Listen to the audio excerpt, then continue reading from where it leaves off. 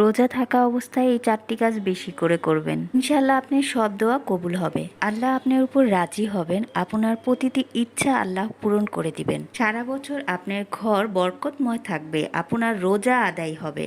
আপনার সব বিপদ দূর হবে। ফেরেশতারা আপনার জন্য আল্লাহর কাছে সবসময় দোয়া করবে। 1. ইস্তেগফার করা।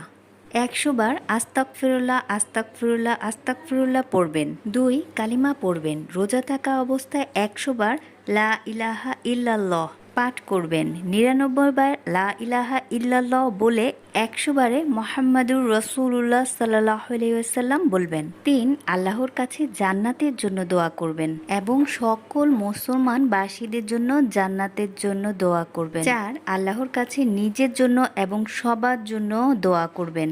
আমি আপনি সবাই যেন জাহান্নাম থেকে রক্ষা পাই সেই দোয়া করবেন এবং সকল কবরবাসীর জন্য দোয়া করবেন। রমজান মাসে সব দোয়া আল্লাহ তাআলা কবুল করে নেয়।